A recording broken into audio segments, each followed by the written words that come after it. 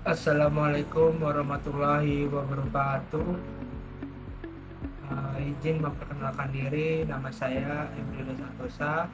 Saya dari kelas manajemen 22B dengan NPM 22411087. Saya di sini ingin sedikit menjelaskan tentang kedudukan hukum pajak. Pajak memiliki kedudukan hukum yang kuat dan penting dalam tata kehidupan bernegara. Sebagai salah satu sumber penerimaan negara, pajak menjadi instrumen penting bagi pemerintah untuk membiayai pembangunan dan penyelenggaraan pemerintah. Selanjutnya, pengertian pajak dan retribusi. Pajak adalah iuran wajib yang dipungut oleh pemerintah dari masyarakat berdasarkan undang-undang tanpa adanya imbalan langsung yang dapat ditunjukkan.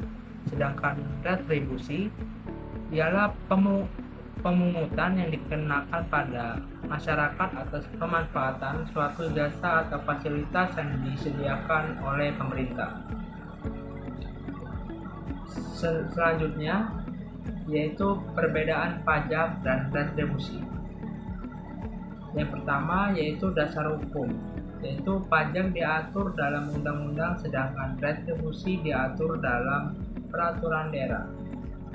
Sedangkan sifat pembayarannya ialah pajak bersifat memaksa sedangkan retribusi bersifat sukarela.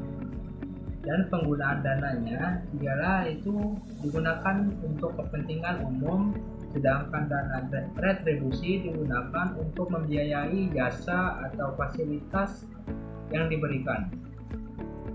Dan manfaat langsung yaitu pajak tidak memberikan manfaat langsung kepada pembayar, sedangkan retribusi memberikan manfaat langsung kepada masyarakat.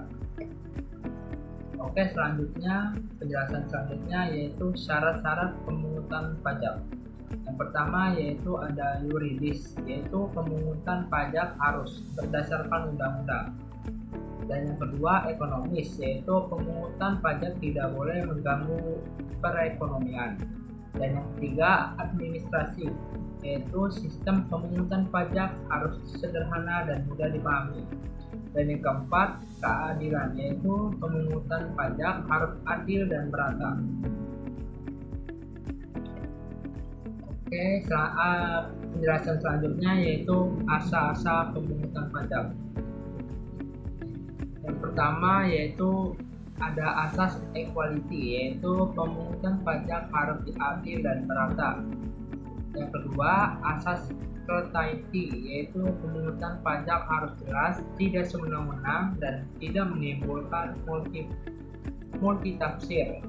Dan yang ketiga yaitu asas konvensi, yaitu pemungutan pajak harus dilakukan pada saat yang paling penting.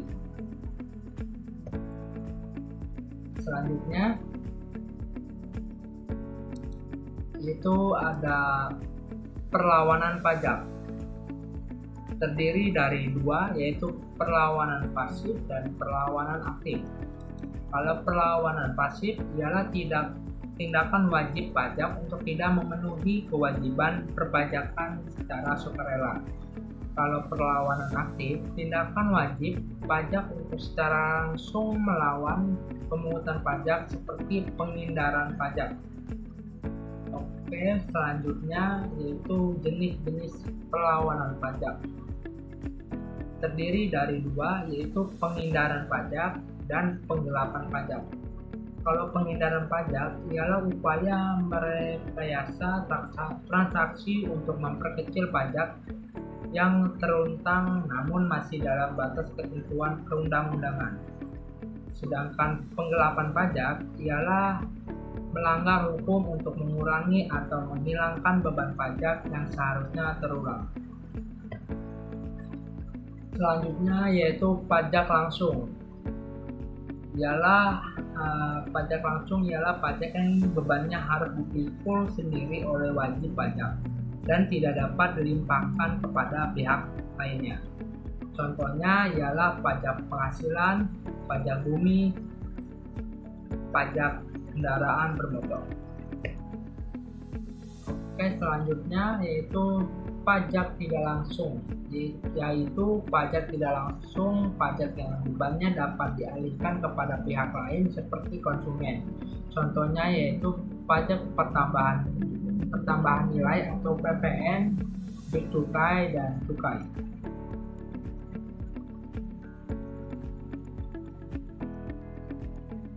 Dan yang terakhir yaitu kedudukan hukum. Ialah pajak memiliki kedudukan hukum yang kuat sebagai sumber penerimaan negara.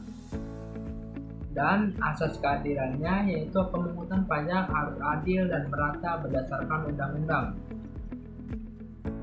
Dan kepatuhan pajaknya yaitu wajib pajak harus mematuhi kewajiban perpajakan untuk menghindari perlawanan pajak. Oke, segitu saja yang bisa saya jelaskan. Saya akhiri. Assalamualaikum warahmatullahi wabarakatuh.